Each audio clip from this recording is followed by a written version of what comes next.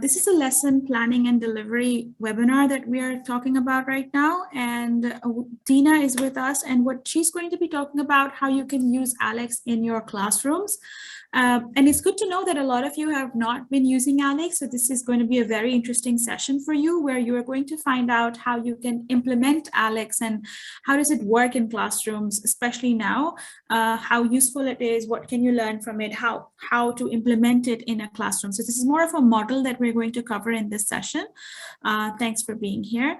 And just on the note, I'm your moderator for today. So I'm in the background. If you have any questions, any queries, I'll help you out during the session.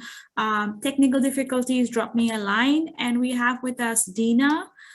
Dina is a personalized learning specialist at McGraw Hill. She's been in education all her life, actually, and she's joined McGraw Hill in 2012, which is a very long time, Dina. Thanks for being here. So we're very happy. And yeah, and you know, I would love to learn from your experience that you have at McGraw Hill. And she's actually an implementation personalized implementation expert. Am I right about that, Dina? Yes, ma'am.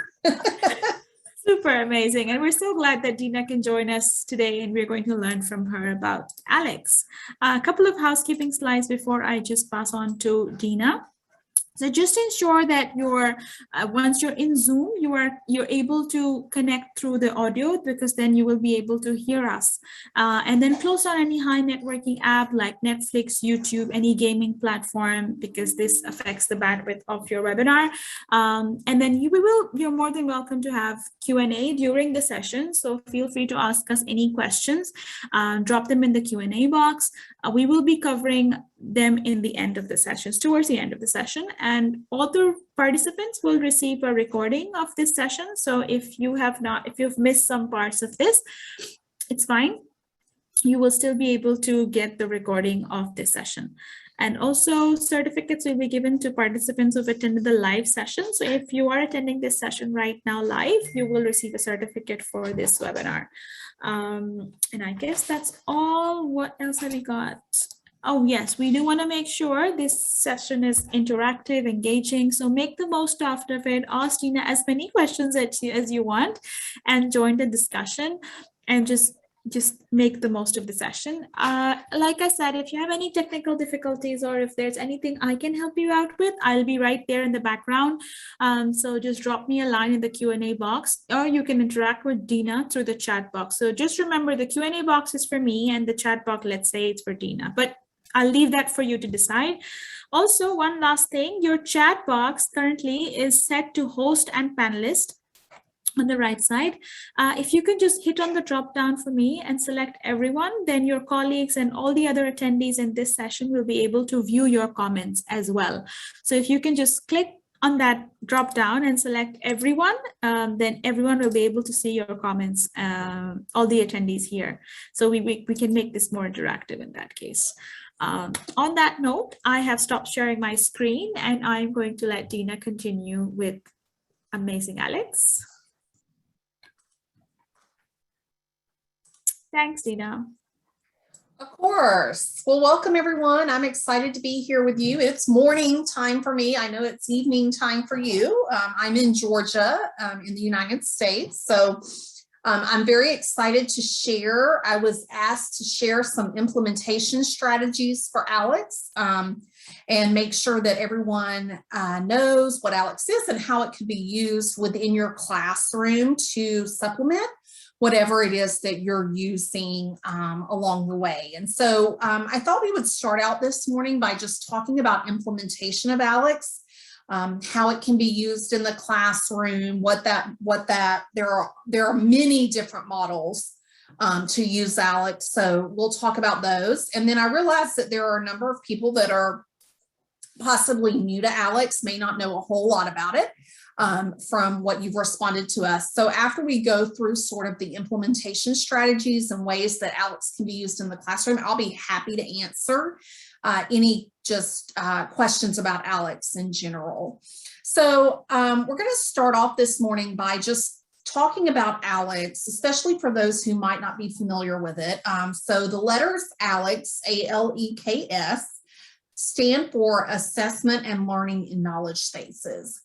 ALEKS is a web-based program, so it's accessible on any device that has internet access. And basically what ALEKS does is it is going to determine the knowledge space of your students and where they need to go. So it really provides personalized learning for every student in the classroom. And so on the left here, this is a sort of a representation of what happens with ALEKS. ALEKS always assesses students first. At the very beginning of the year, we're going to provide a diagnostic assessment for them based on that class and determine what they already know. And then from there, we're going to build them a path to success. And so a couple of things to know about ALEKS. It is based on artificial intelligence. There is no item bank.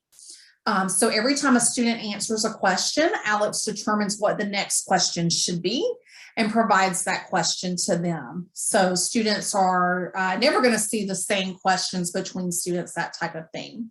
It's also personalized. So you have two students sitting side by side in your room. They could be working on the same topic if they are ready for it, but they may not be. So it's very personalized for every student. One of the big features of ALEKS is our Ready to Learn feature. So that means that we are not going to place before a student any topics that they are not ready to learn.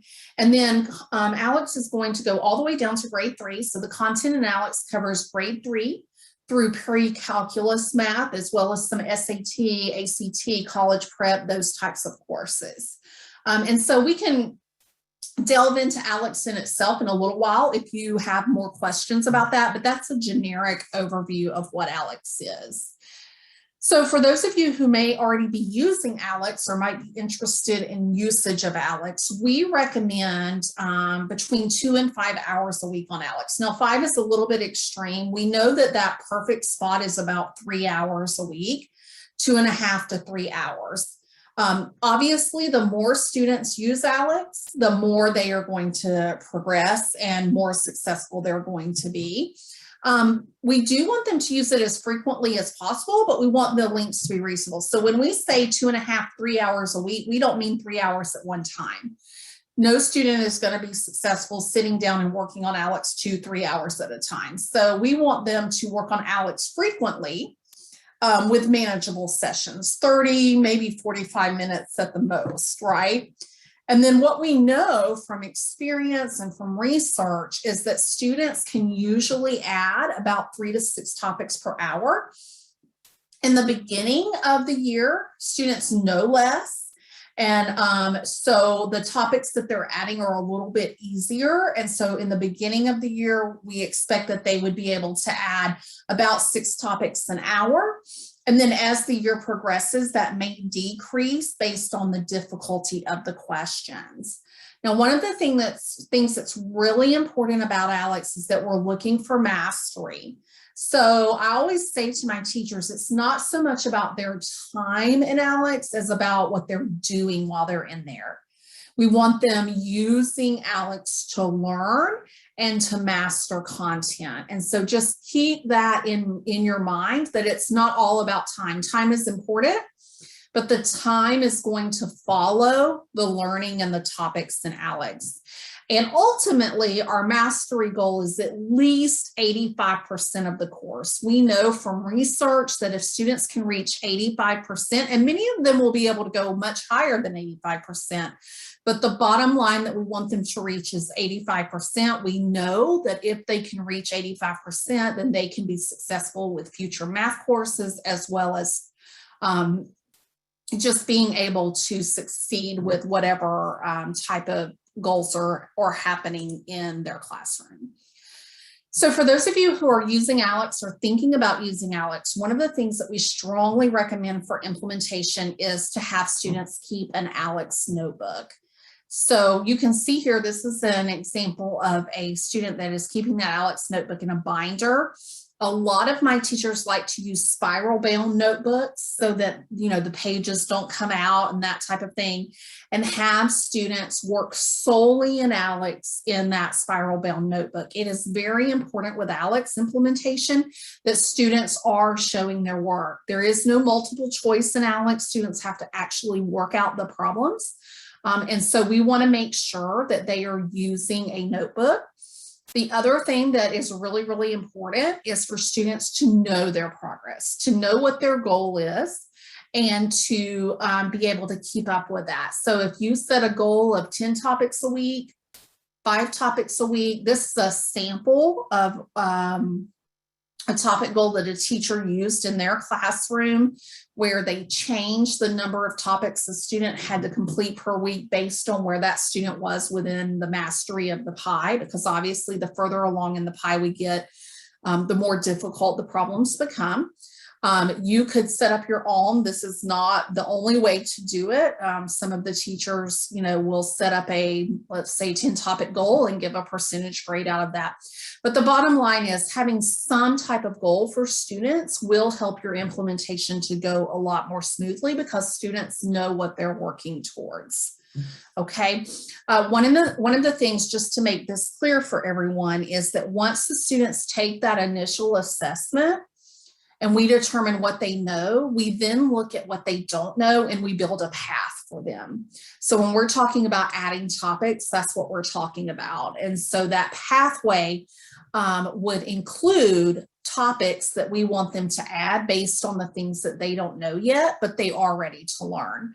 And so that's where what we're talking about. Now, the other thing that's going to happen is students, as they work in ALEKS, they will periodically be reassessed. That happens about every 5 hours and 20 topics.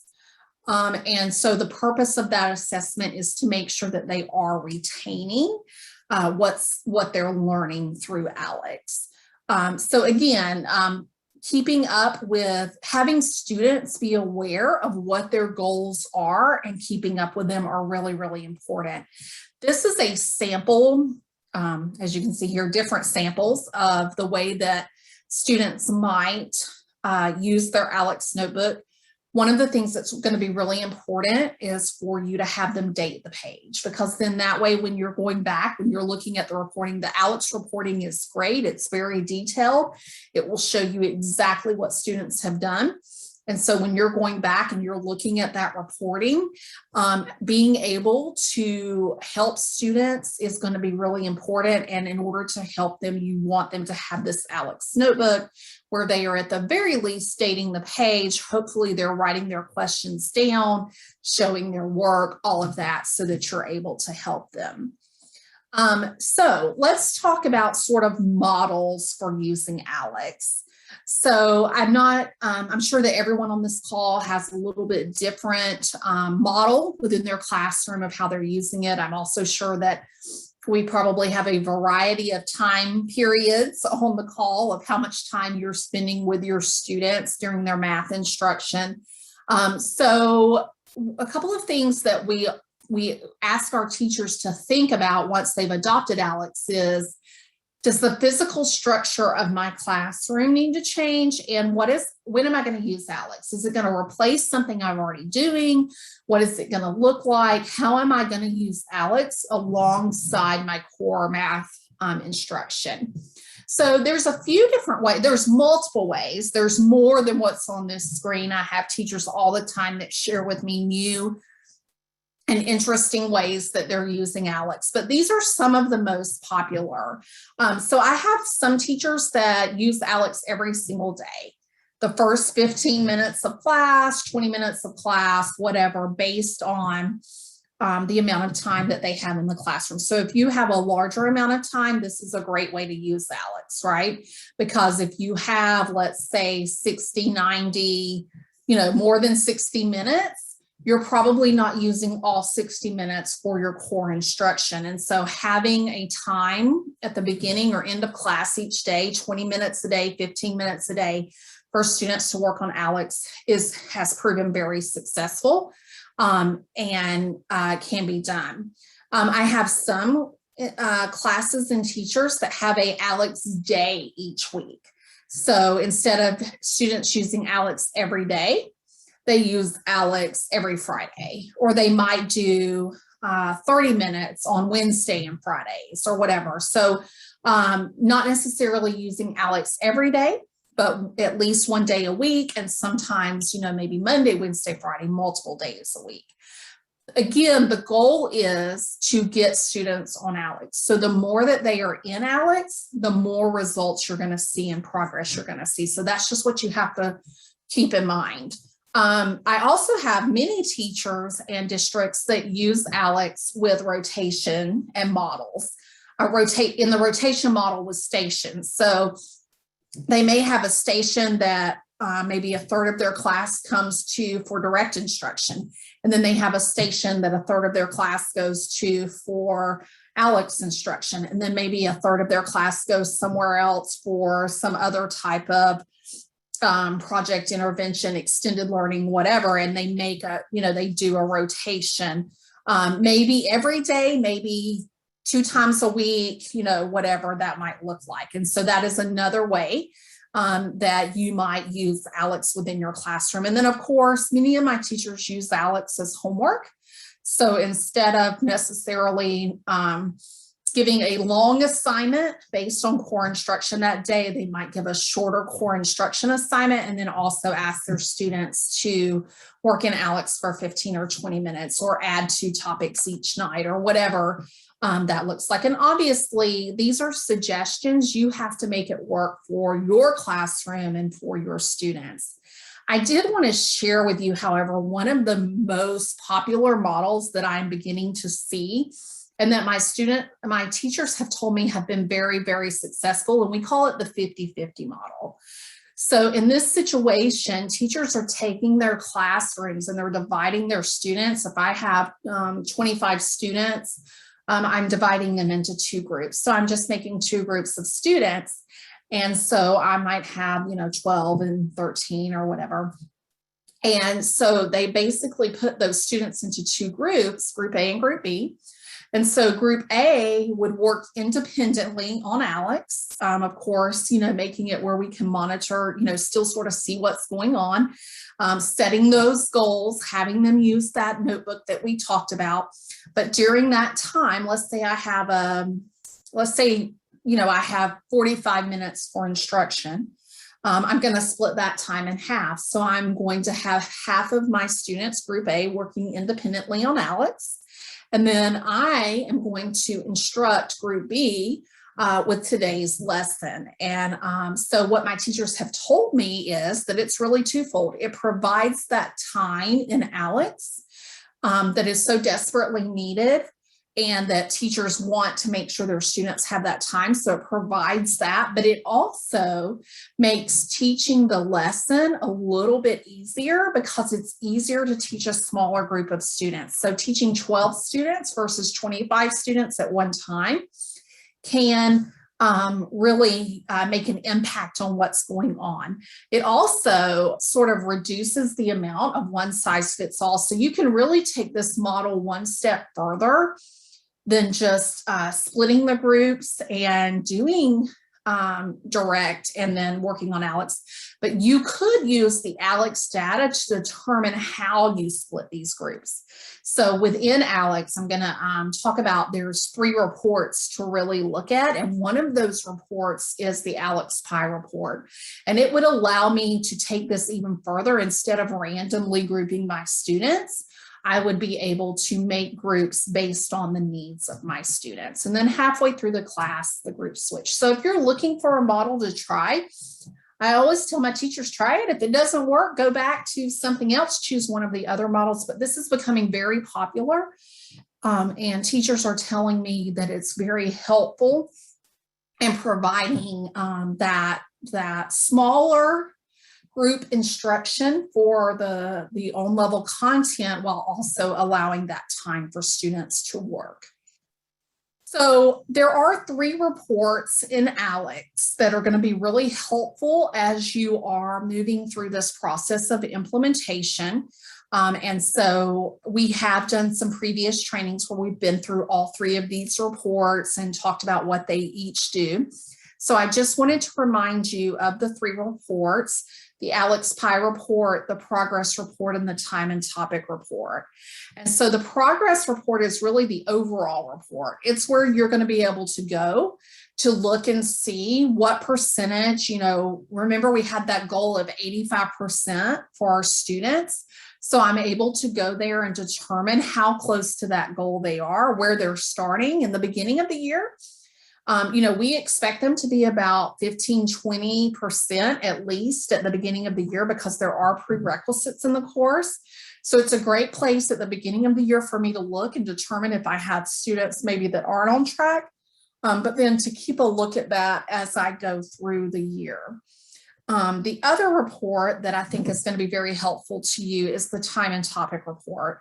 So the time and topic report, as I said, you're having your students work in those ALEKS notebooks, you're having them write down their questions and show their work. The time and topic report allows me as the teacher to get a day-by-day view of what my students are doing.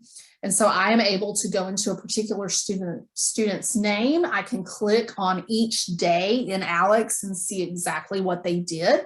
And that's going to help me to know how to help my students. And then finally, the report that I think is used most for implementation and driving instruction is the ALEKS PI report.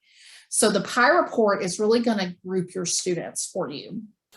It's going to tell you for every topic in ALEKS what students know how to do it and what students don't. And this is the report that I would focus on when I'm making my groups, as well as just for small group instruction in general, to determine, how to sort those students. And if we want to delve into any of these reports in just a little bit, we can. So if you have specific questions about the reports, please let me know. So how do I get my students to buy into ALEKS? So of course, ALEKS is a math instruction, and there are lots of students that feel like they just can't do math. I've never been good at it, that type of thing. And so one of the things that we want to do is we want to get student buy-in. Now, one of the really important things about ALEKS is that if I have a student, let's say I teach 6th grade, or a middle school content, but my students aren't ready for it, I'm able to place that student into a lower level class to help them fill the gaps and then bring them up to speed. And so that is really important that we have students placed correctly. But here are some really things that over time we've learned have really helped with student buy-in. So number one is teacher attitude. I always encourage my teachers from day one to go in and talk about ALEKS. Talk about what ALEKS is going to do for you as a student. Talk about the fact that, ALEKS works at your personalized, provides a personalized learning path. You don't have to be doing what the student next to you is doing. You're going to be working at your ability. And so ALEKS is going to provide an opportunity for you to be successful. So teachers going in and just talking about ALEKS, making ALEKS important. And so that sort of leads to the second one, which is to develop an ALEKS culture. Talk about ALEKS, put up some visuals in the classroom, make sure that your students have goals and can track themselves. So like we saw on that slide a few moments ago, giving them some sort of topic goal and having them be able to track themselves. And then obviously it's not just about putting them on the computer, having them work in ALEKS and we sit back as teachers. We have to check in periodically. We have to coach them. If they're struggling, we want to provide them assistance. We want to use that time and topic to really see where our students are working and where they're being successful and where they're not. I would say that one of the most important things and one of the things that motivates students most and provides a great implementation is visual displays. So my most successful customers and teachers use visual displays in their classrooms. Sometimes they do this, they'll have competitions within the classroom. They'll also have competitions between teachers. So if my class is using ALEKS and Mr. Smith's class is using ALEKS, we're going to compete to see who can add the most topics in a week or who can reach a certain progress level the fastest or whatever. These competitions really get the students motivated and they buy into them, and it really will encourage them to work and be motivated. And then also, offering incentives. One of my teachers does something just as simple as giving students Jolly Ranchers or a piece of candy for every topic they learn. Not every day, one day a week, one day every other week. They don't tell the students, it's random. And so the teacher will go into the time and topic report. They'll look at last night or yesterday's results and say, okay, you did 2 topics yesterday, you did 3, and just hand out candy. There's all types of things. We know our students are incentivized by many things, extra privileges, homework passes. I have some teachers, once you add 10 topics, once you add 15 topics, you can get a homework pass or whatever. And so coming up with these incentives for your students will help to motivate them and provide a better implementation. And so I just wanted to share with you a couple of different visual displays that some of my teachers use. So the one up at the top, you can see that's each student. And each student tracks their overall progress mastery in these thermometers, right? So every time they increase their progress by about 10%, they color it in. And so the students will, compete to fill up that thermometer and to get there the quickest. The ones on the bottom represent things that are happening in the pie. So you can see over to the right, this is Sally's pie. It shows how much she has filled up. The pie is obviously segmented by domains. And then the one on the left is more related to topics, the number of topics that have been completed in a certain amount of time and that type of thing. So whatever you come up with, having these individual displays in your classroom will really motivate students. And that you will see that it's a little friendly competition. They'll come in, they'll see, oh, so-and-so is beating me, I want to catch up with them, or whatever the case may be. I also have teachers that will set up bulletin boards and track progress that way. And so this is a football field, and every yard line represents 10% progress. And so using the reporting that's available, you'll see this. And I'll tell you that these are all within the classroom, but if you want to set up some competitions or some activities between classrooms, having bulletin boards in the hallways of your school, or however you can do that, just where it's visually appealing and there for students and they can notice it.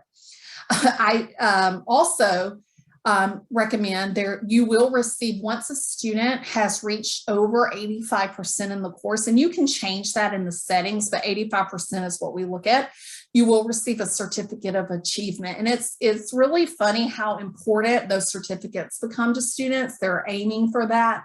And so you can, if you choose, print out those certificates of achievement as the students get to that progress level.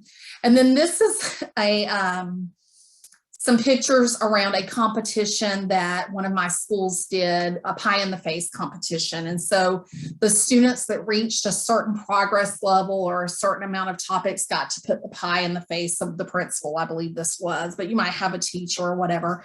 And so just making it something fun and that type of thing will provide, student engagement. And so finally, I wanted to share that anytime you need help with ALEKS, if you're already using, in your, up at the top of the screen of ALEKS, you will see your name. And then if you click that drop down, you will see training and resources. So if you're needing any support, we have lots of resources around student engagement, motivation, implementation on this site. This is also where you can get to our ALEKS customer support. So I hope this has been helpful to help you think about some implementation strategies and things that you could use to help your students be more successful. And so I want to, at this point, go maybe to the chat or if you have any questions. Did any questions come in? Suresh? We don't have any as such as of now, but if you have any questions, yeah, this is the time we can open the floor for any questions. So any questions about anything that Dina has covered so far?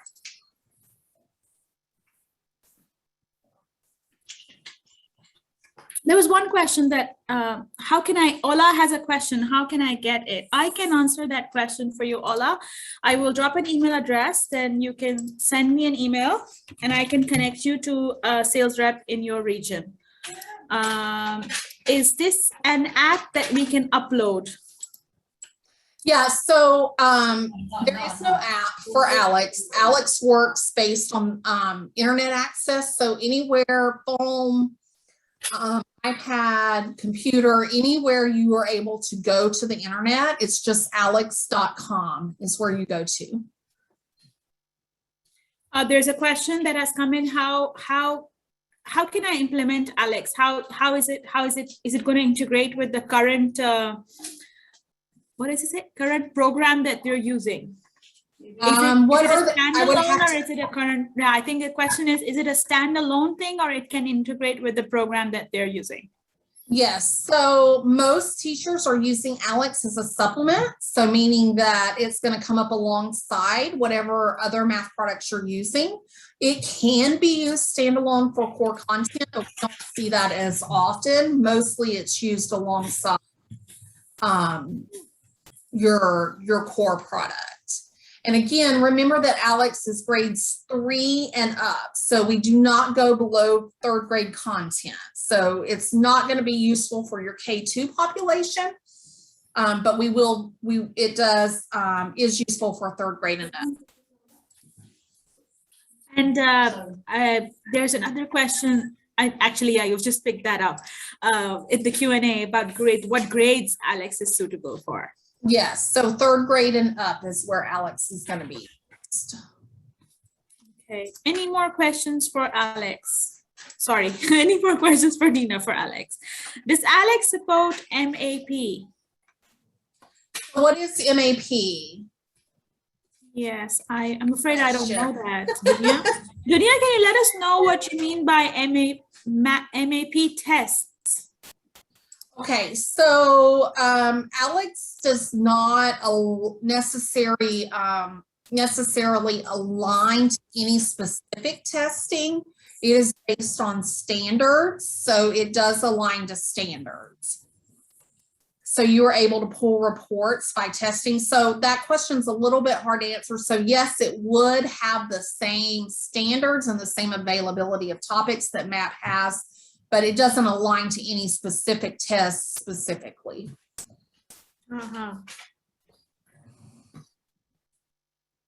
Other questions? Anything you would like me to go into further that you heard your presentation?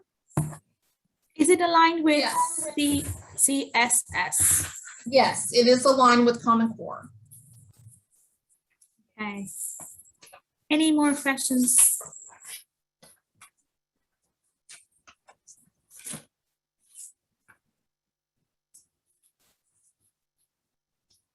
If my student is not doing well for one of the topics and they can improve on that specific topic, then?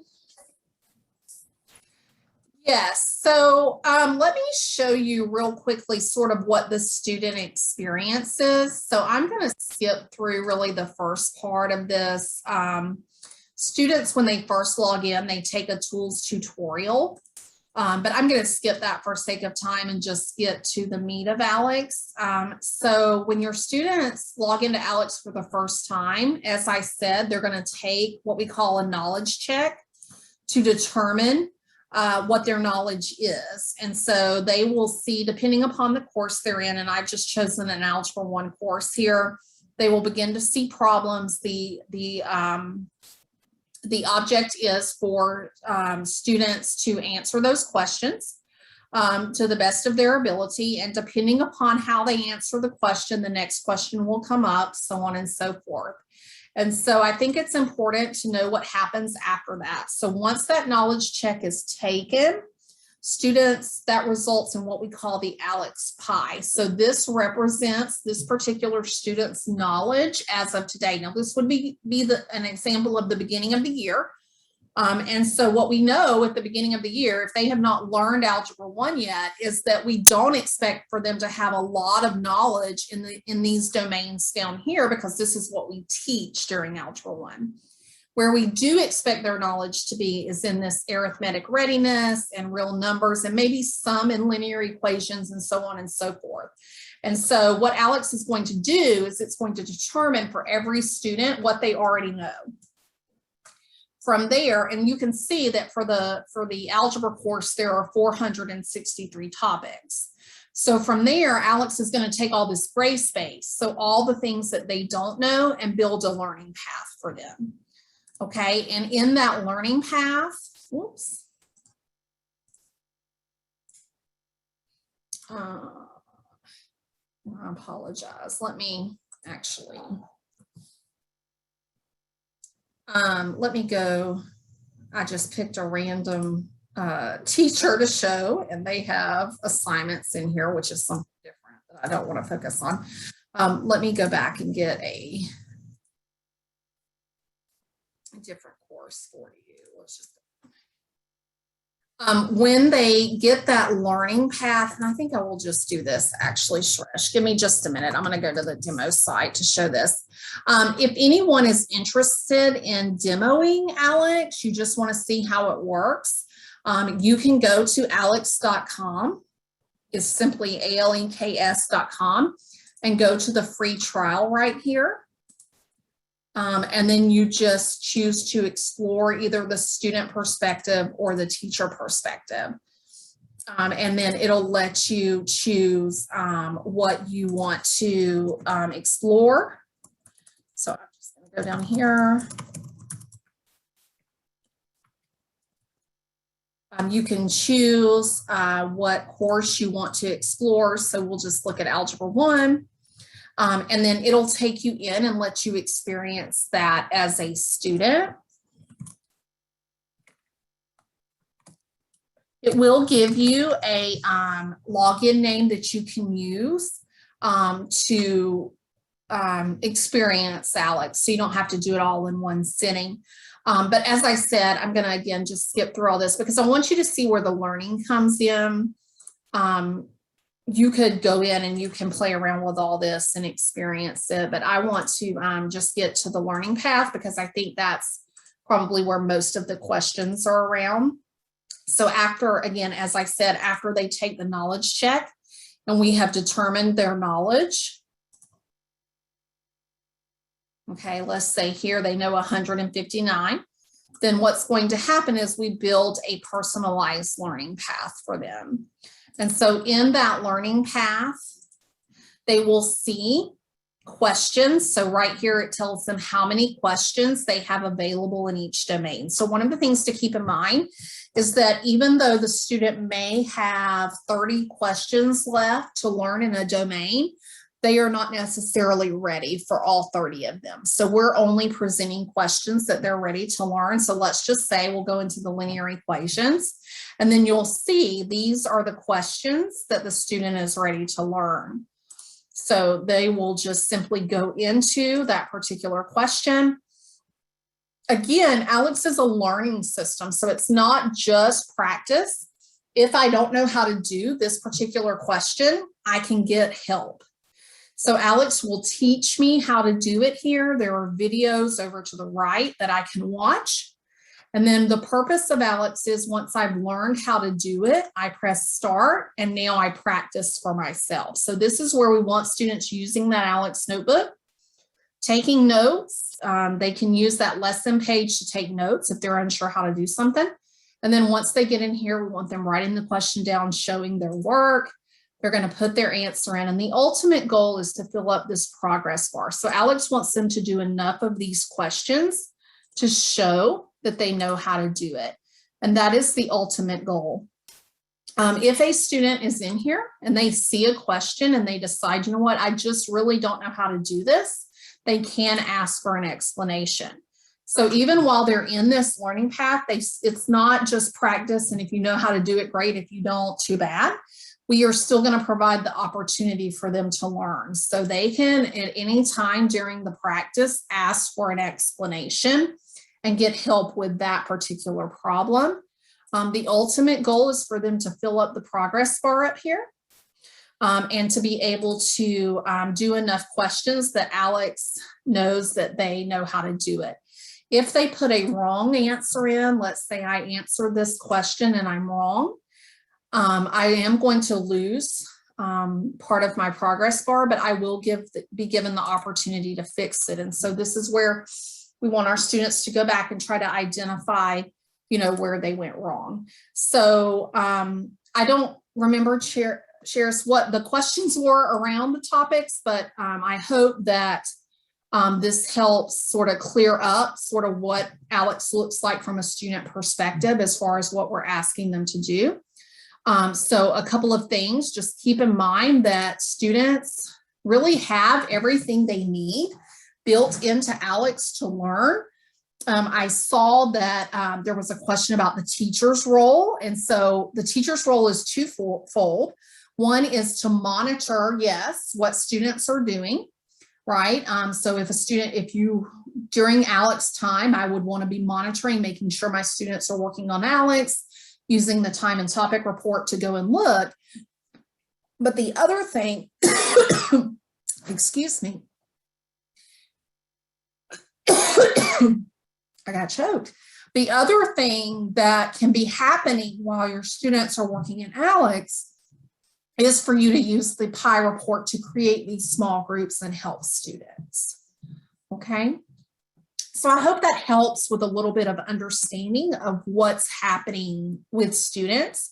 As I said, once students have completed about 20 topics, then the students are going to get another assessment to sort of determine whether they now have mastery. So there's a question about if a teacher can choose the topics for a student to do. So ALEKS is personalized and adaptive. So a teacher can customize the course. So you can say, I want this to be in there. I don't want this to be in there. But once you customize the course, then you have to let ALEKS do its job. And so ALEKS, a teacher cannot say, I only want the students working on this topic, this topic, this topic. They're going to have to go through their pathway. Now, there is an assignment feature in ALEKS. That's a different thing where you could make an assignment on a specific topic, but that data does not flow into learning. And we can, if you're interested in that, send an email to Sharis and she can get you in touch with someone to talk more in depth about that. But the whole idea behind ALEKS is the idea that we are going to have them work where they are ready to learn. So if teachers are too involved in that process, if we try to have too much control over that, then we're not really focusing on they're ready to learn or having a personalized pathway for them. So let me go, there's a question about how teachers can see student progress. So let me go to the teacher side of the demo. So just like we demoed the student side, we can also demo the instructor side. Same thing at aleks.com. And so for an instructor, you would have your own instructor account, and all of your students would be in that account. And so you would be able to go in and look at those reports that I've been referring to. And so your classes, whoops, where did I go? Wrong place. I'm sorry, I apologize. Let me get back. I chose the wrong thing, obviously. We want to make sure we are in K-12. Let me go do that.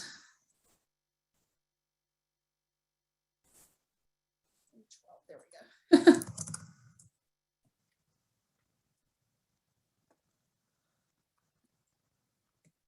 All right. So as I said, you would have your own account as an instructor. All of your classes would be in a drop down according to how they've been organized. And I'll just go to the Algebra 1 class here. And so to view student results, you would use the reports. So remember, I referred to these in the presentation earlier.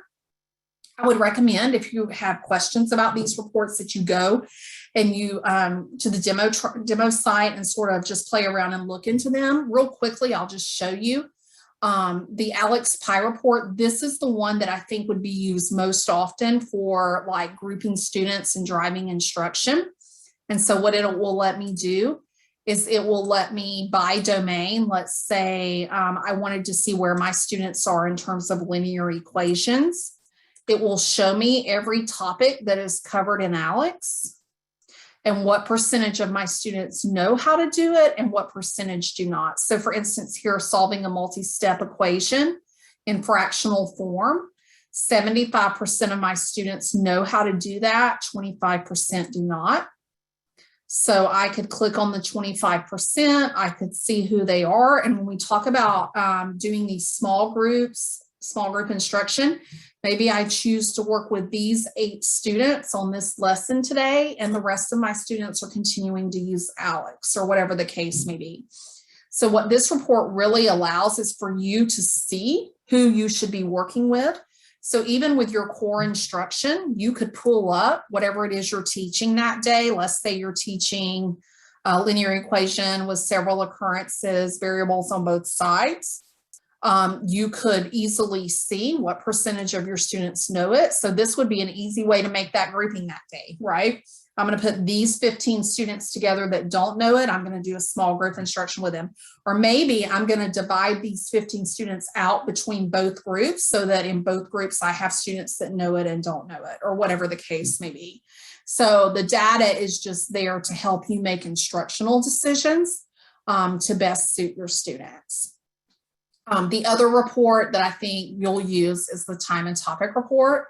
This is the one where you can go in and you can see every day sort of how much time a student has spent. You can click on that student's name and see for that student on a particular day, let's say Tuesday, I can see everything that they did. So I can see how much time they spent in a topic, whether they got 3 in a row correct, did they miss some along the way, did they finally add it, all of that. So that's just a quick overview of what all you can see. Like I said, we have some, we can, you know, there's some other trainings we've done on the reporting and stuff, but this is just a good insight into, you know, what you're going to be able to see within that. So let's see, are there any other? I'm just going to repeat the question. So, you know, some participants cannot, are not seeing the chat perhaps, or yeah, so I'm just going to repeat a few of them. So one of them is, so each student will be working on a different topic according to their level. That's correct. Now, 2 students could have the same topic available to them in their pathway. So if both students have shown that they know everything previously, they could, but they will never have the same exact questions. Very good point. And then what about their final grade or assessment? So remember that the way ALEKS works is we're assessing them at the beginning, right? So you saw in the demo I showed you that the student came out at like 26%, right? Then as they go through the year, we will reassess. And so the hope is that that percentage is increasing. And remember, the ultimate goal is 85% at least. You definitely do not want to, if you're going to assign grades or whatever, 26% does not mean that student deserves a 26, right? We know that at the beginning of the year, the score is going to be lower. Right. So you can't really think of it in terms of a grade per se, as much as we want to make progress. Okay. And can a teacher choose the topic for the students to do? So remember, I answered that one in the fact that the learning path is personalized and is based on their assessments. So teachers can't really choose the topic there. If you want to make an assignment, which is a separate feature in ALEKS, you could do that and choose the topic. None of that data would flow into what you've seen so far, though. So I know there's also a question about, can you make a test? You can make a test if you want to. So there is an assignment. We didn't look at it today because that's not the purpose of ALEKS, but there is an additional assignment feature to where you can choose what's on the assignment. So if you wanted to use ALEKS for both the learning path as well as making assignments, you would be able to do that. Thank you for picking that up, Dina. And the question was if we could make tests to check the student's level. And yes, they answered that we could do that. Any more questions? Yes, so sorry, there's another one about if we can show the recording of yesterday that would asked, I think, by twice. Yes, if you've registered for that session, I think the name was Maha, was it? Maha, if you've registered for the session that was yesterday for networks, we will share the recording of that webinar. If you've not registered for it and you still want the recording, then just drop your email address and I can share the recording with you for yesterday's webinar, which was networks. If you've already registered but you didn't attend it for, I know you mentioned there's traffic, we will still be sending the recording to all the participants who had registered, regardless of if they attended or not. Yes, I registered. All right, perfect. Then you would be able to receive the recording, no problem. Any more questions? I know times we're up at the hour. Any more questions for Dina? I'm just going to share my screen quickly because I know you're asking for the email address that you need to get in touch with. So it's on your screen now. It's marketing.mia@mheducation.com.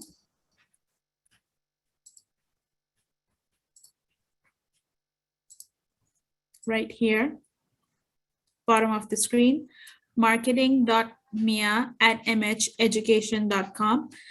Drop us a line here if you are looking to connect you with your sales rep in your region, or you want a trial for ALEKS, you want more information on ALEKS, anything related to the session, just drop a line at marketing.mia@mheducation.com, or you can stay connected on our social channels.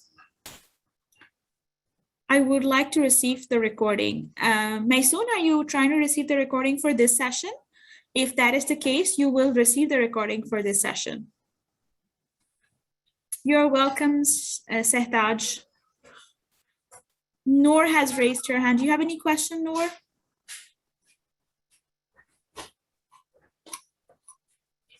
You're very welcome. All right, thank you so much for joining us. Me and Dina are more than happy to be here for the session today. And thank you so much for being such a fantastic audience.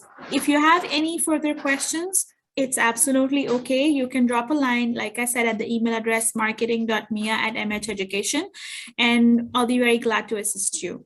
Meanwhile, have a great day, and thank you so much for joining us for today, and see you next time. Thank you so much, Dina, for being here. Of course. Have a good one. Take care. Bye.